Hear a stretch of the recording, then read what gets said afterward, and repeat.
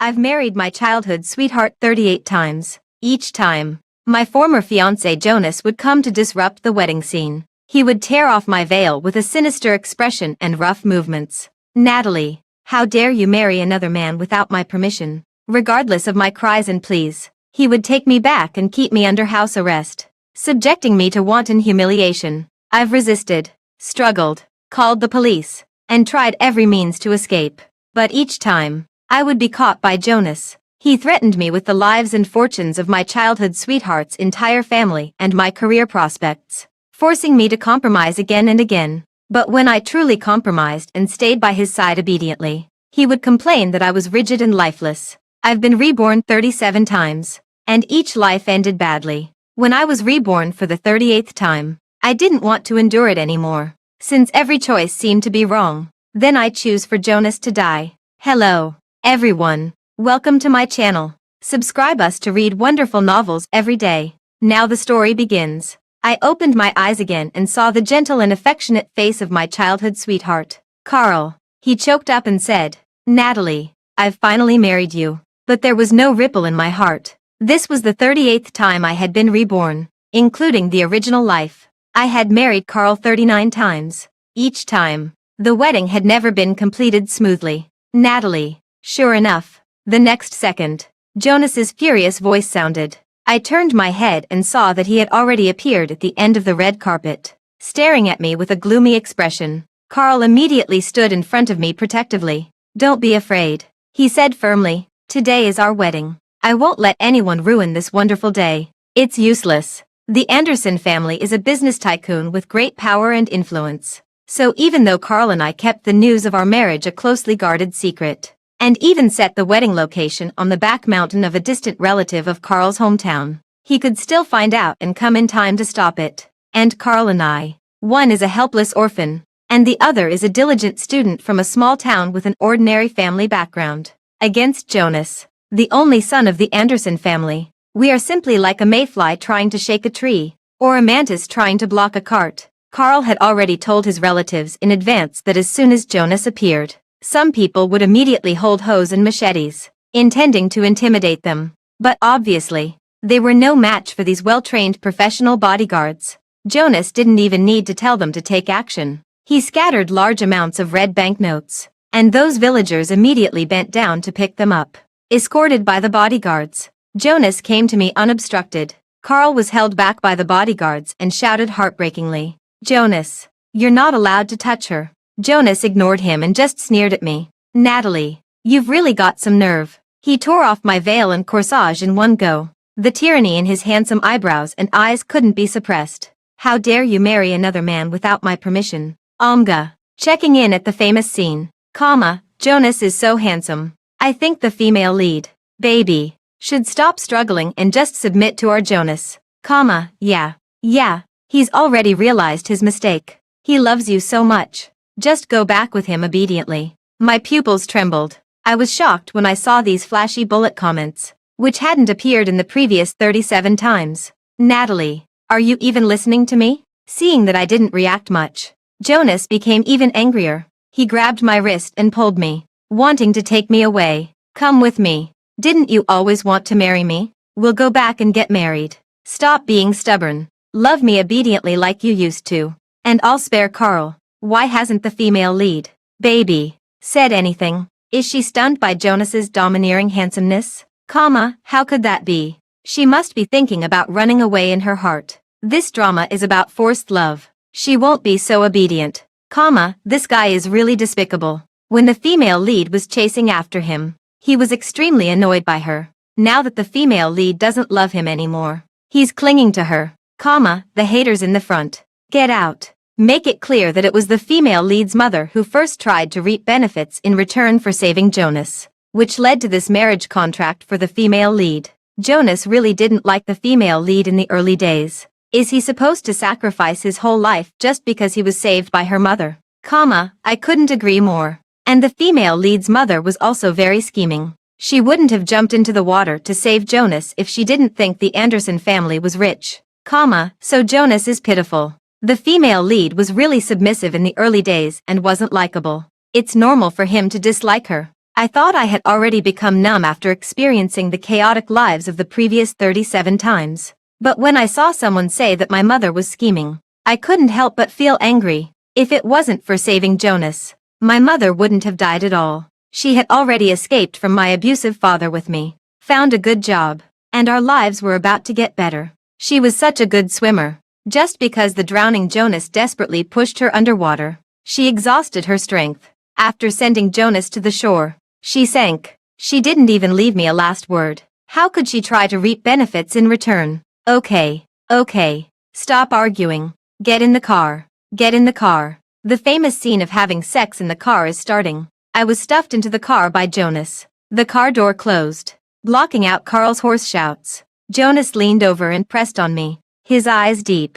Natalie, do you know how sad I am? Perhaps because I didn't scream and scold him hysterically like in the previous 37 times. Jonas's attitude became much gentler. There was a strong feeling in his eyes, and his desire gradually rose. His big hand had lifted the wedding dress and reached under my skirt. You can't marry someone else. You're my fiancé. You're mine. Natalie. His lips and tongue wandered around my neck, and the hot breath sprayed on my skin, making me feel disgusted and sticky. The bullet comments scrolled excitedly. Carl is watching outside the window. Our Jonas is pressing the female lead, baby, on the chair and having sex with her. OMG. So exciting. Jonas, I said softly, then do you know how much I hate you? Jonas paused in his actions and raised a pair of angry and sad eyes. The next moment, I had already pulled out the hairpin behind my head and stabbed the sharp end into his neck fiercely. Blood spurted out. The hot and sticky touch was so clear.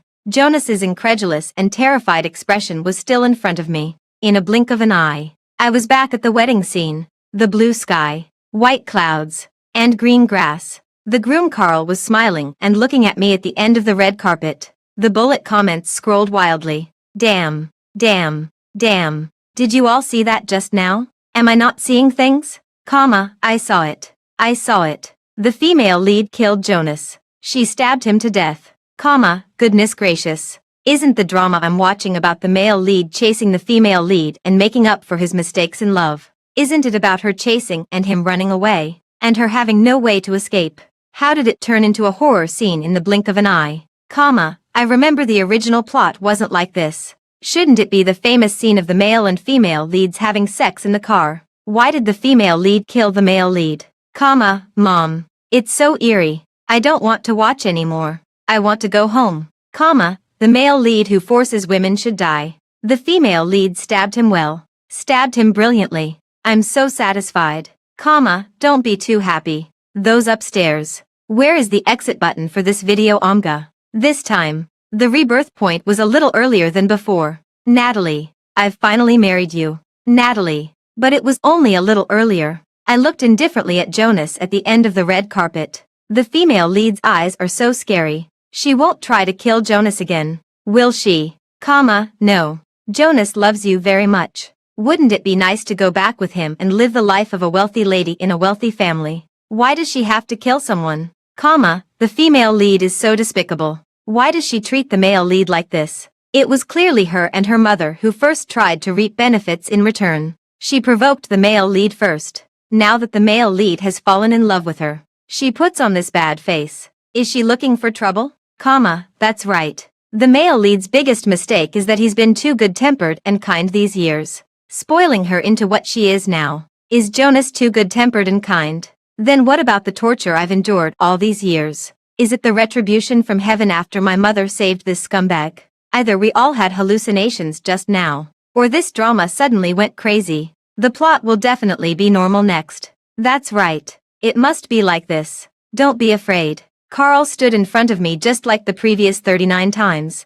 Today is our wedding. I won't let anyone ruin. Carl, I'm sorry. I pushed him away, tore off my veil and corsage, and walked straight towards Jonas. Jonas at the end of the red carpet immediately stopped in his tracks. The tyranny and gloom in his eyebrows and eyes melted away. He glanced triumphantly at Carl, who was blocked by the bodyguards behind me, and looked at me with a half-smile. Natalie, at least you have some conscience. I didn't say anything. I just stepped forward quickly, accurately, and fiercely, and stabbed the sharp object in my hand into his neck. Jonas's eyes widened in surprise. Natalie. I pulled out the hairpin, and blood spurted out from his neck. Under the sunlight, it was as beautiful as a fountain of blood. After a short moment of silence, panicked screams immediately rang out around us. Someone's been killed. The bodyguards rushed forward and pinned me to the ground. Jonas covered his neck, and his body also slumped down uncontrollably. He looked terrified,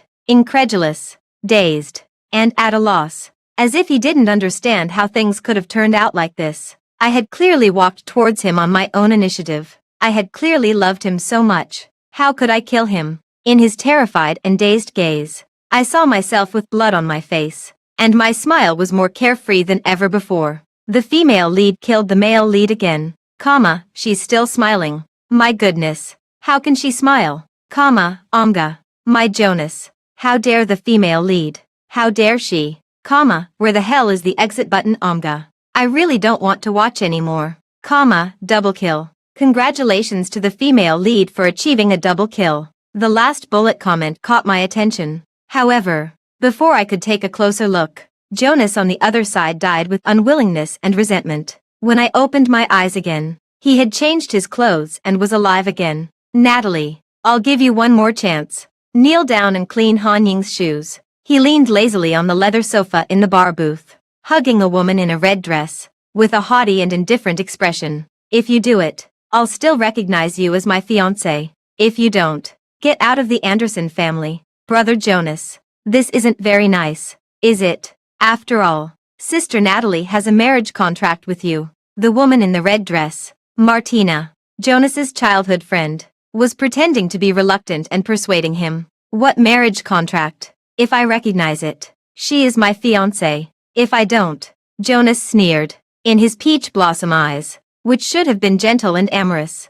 there was now a surging of resentment and jealousy. He enunciated each word clearly. She's a promiscuous and two-faced slut. I remembered. This was 2 months before my wedding with Carl. Jonas saw me chatting and laughing with Carl and determined that I was promiscuous and would flirt with any man I saw. So he deliberately humiliated me. In the original life, this was when I completely saw through Jonas's true nature and decided to give up on him. What's going on? Why is the timeline getting earlier each time?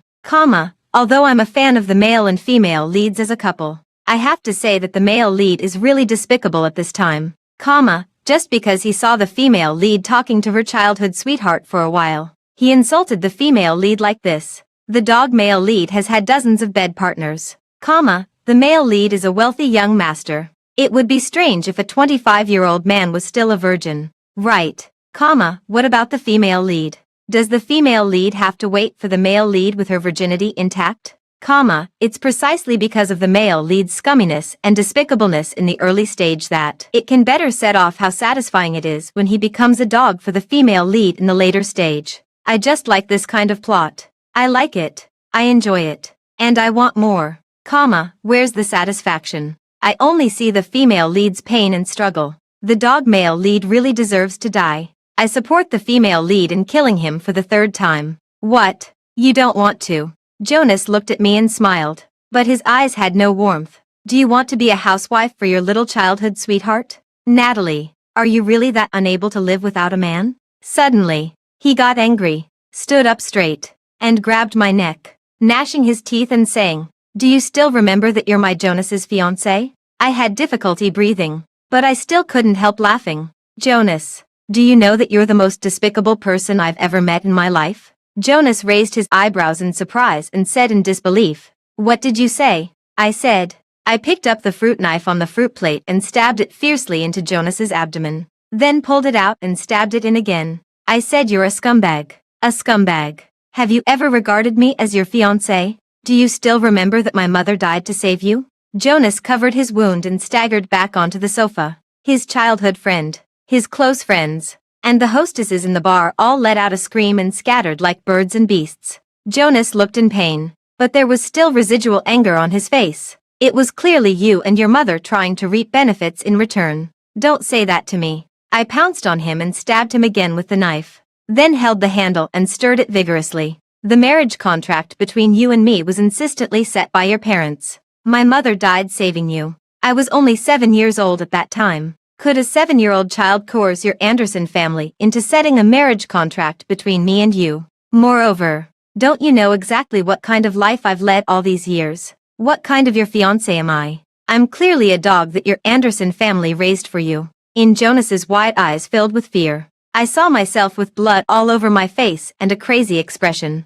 If it weren't for you, my mother wouldn't have died at all. She was such a good swimmer. It was you who pushed her underwater again and again. Go to hell. Go to hell. Go to hell. I lost count of how many times I stabbed him. I just felt an unprecedented sense of relief. The resentment and indignation that had been pent up for so many years finally found an outlet to pour out. In the end, Jonas lay on the sofa with his eyes wide open. The part below his neck was a mass of bloody flesh, and he was completely unrecognizable. I was completely exhausted and slumped down in a pool of blood, laughing heartily. The bullet comments that had paused briefly began to scroll wildly again. Some people thought I was too cruel. Some were scared by me. Some thought I was quite patient to have endured until now before going crazy. There were also those who felt sorry for Jonas and cursed me furiously. I didn't care about any of them. I just stared closely at the bullet comments, until a bullet comment finally popped up again. Triple kill.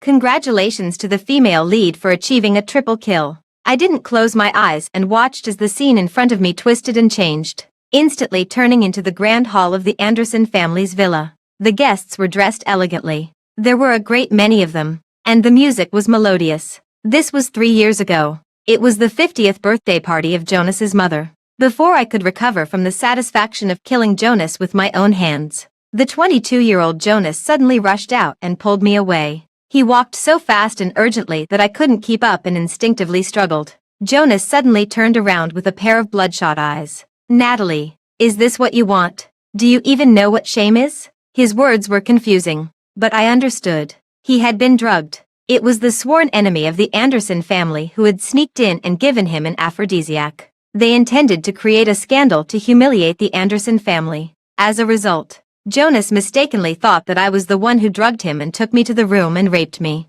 even though more than 30 lifetimes had passed. Just thinking about that night's experience, I couldn't help feeling scared and terrified. Jonas was not a human being at all. He was just a beast in heat. After that night, I was unconscious for a full 3 days. As soon as I woke up, I faced the harsh criticism of the entire Anderson family. I already knew you were a restless one, but I didn't expect you to be so bold as to drug Jonas directly at the party. Do you know how strong that drug is? It could harm Jonas's body. We raised you so big, not for you to bite the hand that feeds you. I said it wasn't me, that I didn't drug Jonas, that I didn't know anything about it at all, and that Jonas had raped me. Jonas's mother scolded me. If not you, then who? You're Jonas's fiancé. Isn't that what we keep you for? Still talking about being raped, pretending to be a chaste and heroic woman. You dared to drug him but don't dare to take the responsibility. No one was willing to listen to my explanation. Everyone, just like Jonas, believed that I was a scheming woman who coveted wealth and glory, afraid that Jonas wouldn't marry me. I was trying to force the issue at the birthday party and make them fulfill the marriage contract and take me in. I was punished and put under confinement. A high fever led to pneumonia, and I almost died. Later, when the truth came out and they knew that it wasn't me who drugged him, they just casually said, "So it wasn't you. Then why didn't you say so earlier?" Jonas didn't show the slightest bit of remorse. Instead, he said, "Then you've made a profit. Natalie, if it weren't for me accidentally being drugged, I might never have touched you in my life." There was no apology, not even a word of wronging me. "Since you want it, I'll satisfy you." Jonas's breath, reeking of alcohol, sprayed on my face. His turbid eyes, stained by debauchery, were full of animalistic desire. Stop killing. Stop killing. Although the male lead really deserves to die at this time. But female lead, baby, you don't want to be stuck in the loop forever, do you? Follow the original plot to truly get out of the loop. OMGA. Female lead, even if I'm begging you, really stop killing. This world revolves around the male lead.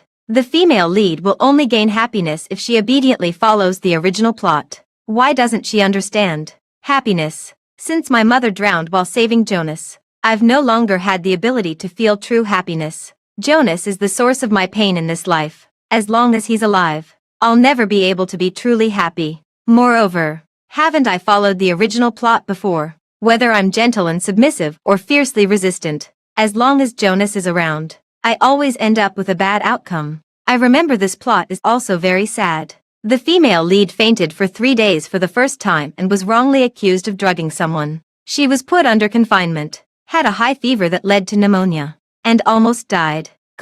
Our Jonas didn't know the truth either. Can't you talk to him properly? Female lead. That's right. At this time, he already loves you in his heart. He just can't accept that the person he likes would calculate against him like this. If you talk to him properly, the result this time will definitely be different from before. I suppressed the urge to vomit and lowered my head meekly and timidly. The bullet comments were filled with joy and excitement. Thank goodness. The female lead is finally willing to make a change. Jonas snorted coldly and dragged me straight upstairs.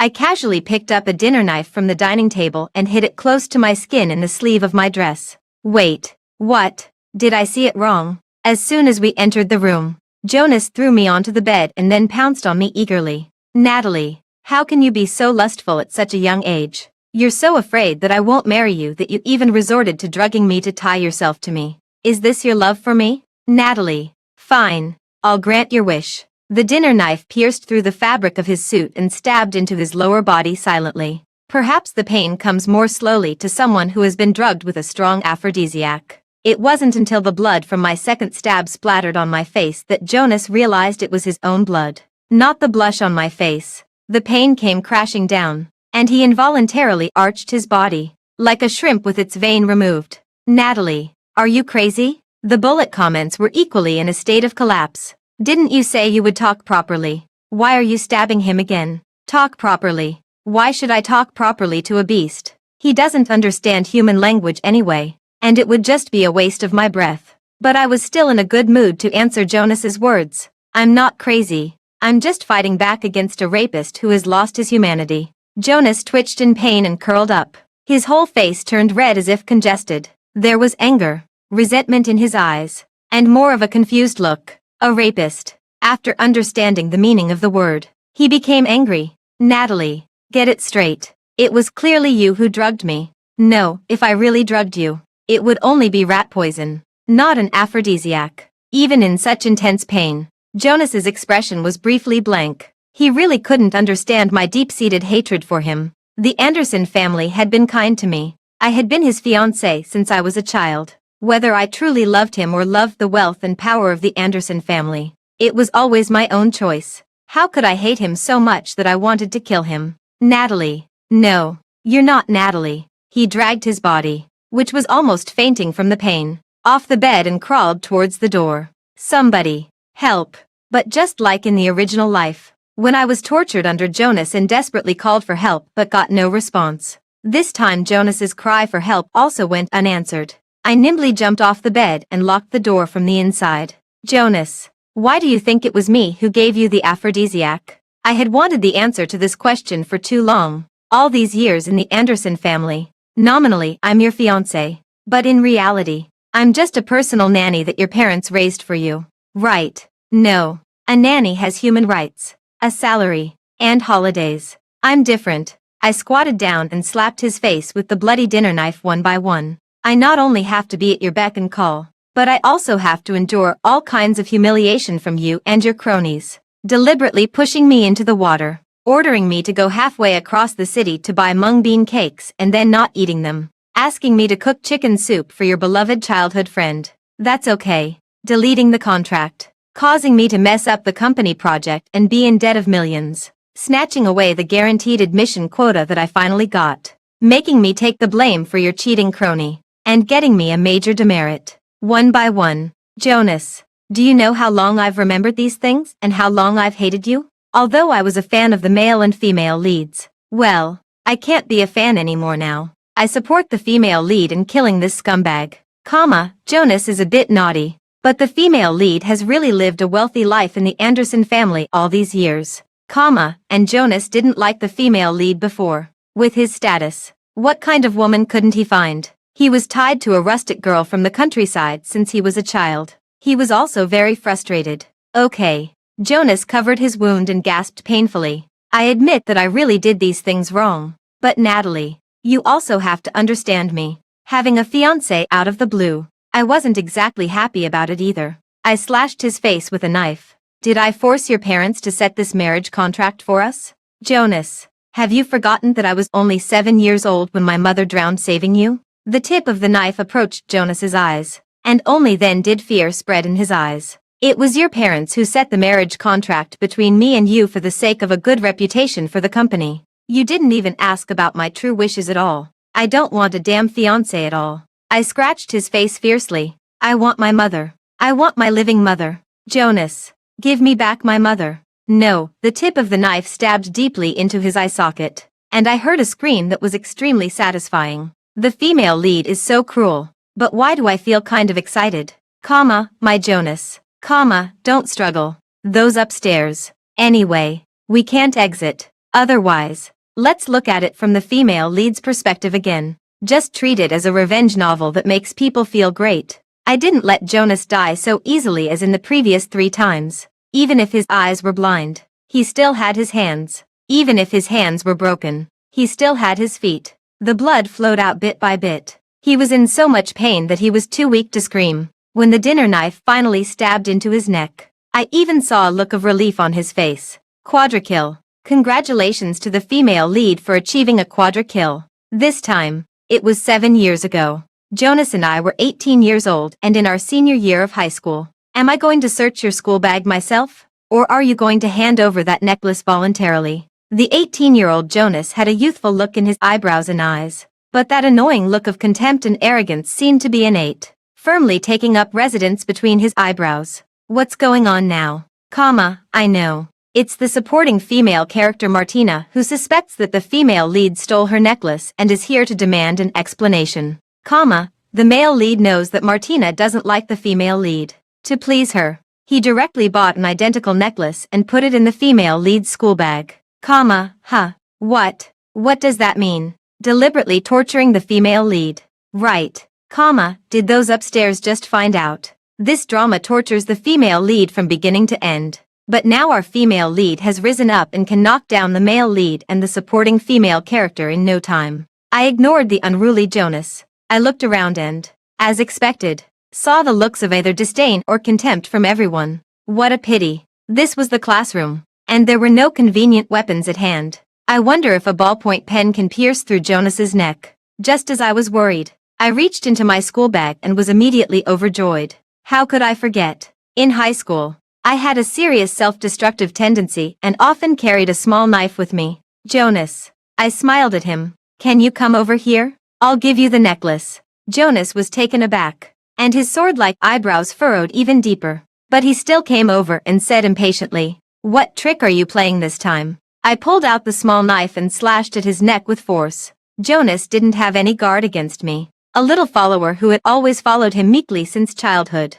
Gentle, cowardly, and as soft as cotton. He couldn't have imagined that I would resist. He couldn't have imagined that I would go all out from the start, directly cutting his throat with a knife. Jonas stepped back, covering his neck that was spurting blood. Natalie. Martina supported him and screamed in horror. Are you crazy? The classmates who were watching the scene around us immediately scattered in panic. Natalie. I took out the diamond necklace that was said to be worth tens of thousands of yuan from my school bag and threw it at his feet. Jonas. You put this necklace in my school bag. Right. Jonas opened his mouth in vain, but could only make a strange hoarse sound. I really can't understand you. I let out a sigh, casually picked up a glass on the table and smashed it. Ignoring the stabbed palm, I gripped the sharp fragments in my hand. Martina let out a terrified scream and, forgetting about Jonas, crawled out in a panic. Jonas fell to the ground and looked at me in horror. What on earth have I done to offend you that you keep torturing me one way after another? My mother saved you, not harmed you. Right. I squatted down in front of Jonas, forcefully stabbed the sharp end of the fragment into his chest, and then smiled brightly at him. See you later, Jonas. Jonas's pupils dilated, and fear and despair welled up from the bottom of his eyes. In an instant, he stopped breathing. So satisfying. Unstoppable. Congratulations to the female lead for achieving a pentakill. You country bumpkin. I will never recognize you as my fiancé. I opened my eyes and saw the 9-year-old Jonas with an angry, red face. Someone like you isn't even worthy of holding my shoes. What right do you have to be my fiancé? I'm telling you. Don't think that just because you saved me and my parents are protecting you, you will definitely marry me in the future. I would rather marry a pig than you. Wow. The 9-year-old Jonas. So cute. How could the female lead bear to do it? Yeah. And he's so young. All those previous harms haven't happened yet. He's just a cute little boy now. Female lead. If you teach him well, he will definitely change for the better. Why are you staring at me? Jonas suddenly rushed over and pushed me hard. Don't you dare look at me like that. My 9-year-old body was still too small, and I was a bit unskilled. When I fell to the ground, I realized that my legs were covered in wounds, and there were bandages on the serious parts. I remembered. The 9-year-old Jonas had a stubborn personality. He had a dispute with his father and mother because he didn't want me as his fiancé. He ran away from home at such a young age. As soon as he left the villa area, he was almost hit by a car. I rushed over and saved him, scraping my legs in the process. Natalie, you have to remember that if you want to stay in this family, you have to make Jonas like you. You are Jonas's fiancé. You should use everything you have to accompany him and protect him. This is the responsibility of a fiancé. Jonas's life was saved by your mother. That means your mother's life was exchanged for his. You don't want the person your mother risked her life to save to get hurt, do you? Jonas's father and mother brainwashed me into giving everything for Jonas. So even though I was extremely scared when the car came crashing towards us, I still chose to rush out and save Jonas. But he didn't appreciate it. Just like now. He looked fiercely at the wounds on my legs and raised his foot to kick me. I don't care if you saved me. Even if you hadn't saved me, that person wouldn't have dared to hit me. I'm the young master of the Anderson family. Before his kick landed on my wound, I got up and charged at him. Coincidentally, there was a swimming pool right behind him. Jonas fell into the water unexpectedly and opened his mouth to scold me. Natalie, you gurgle gurgle gurgle. Jonas didn't learn how to swim until he was 14 years old. He struggled in the water and called for help. His gaze gradually changed from anger to fear. But this time, no one would come to save him. I don't know how long it took. Jonas's body sank. He was dead. I looked at the bullet comments still scrolling in the air. Godlike. Congratulations to the female lead for achieving a hexakill. Why are there so many people up ahead? A gentle female voice that I hadn't heard for a long time rang in my ears. I opened my eyes and carefully raised my head to look at the person. Neat short hair that reached the ears, a thin and determined face, and gentle eyebrows and eyes that habitually carried a bit of sadness. Mom. It was Mom. Finally. I finally saw my mother again. Natalie. You wait here for Mom. There's a big brother who fell into the water over there, and Mom is going to save him. No. My heart began to beat violently. I hugged my mother's arm tightly and almost wrapped myself around her with my hands and feet. No. Don't go. You'll die. Mom. Don't go. Don't leave me alone. We finally have a chance to live a good life. Don't leave me. Don't. I cried my heart out, feeling extremely heartbroken and not caring about anything else. The Anderson family is a business tycoon with great power and influence. The person who deserved to die was never my mother, but Jonas. Jonas was a jinx, a bad luck charm. Whoever got involved with him would be haunted by bad luck for a lifetime. What's wrong? Natalie. Mom is here. Mom is fine. Don't cry. Don't cry. My mother squatted down and held me in her arms. Natalie. Don't scare Mom. Mom is fine. Mom won't go. But my tears still couldn't stop. I couldn't remember how many years it had been since I last saw my mother. Since she died saving Jonas, there had been no more light in my life. I had struggled in the darkness named Jonas for so many years. I finally returned to my mother's embrace. It was as if I wanted to vent all the grievances of the previous 40-something lifetimes. I even fainted from crying in my mother's arms. This time, my mother didn't care about Jonas who had fallen into the water anymore. She picked me up and rushed to the hospital. When I woke up again, my mother was by my side. On the TV, the news of the drowning death of the only son of the local richest man, the Anderson family, was being broadcast. Jonas's father and mother were heartbroken by the river. Congratulations to the female lead for successfully achieving the achievement of reversing her life. Next, please enjoy the life that belongs only to you. The bullet comments disappeared. Natalie. My mother noticed that I had woken up and quickly pressed the bell to call the doctor. Then she walked over with red and swollen eyes.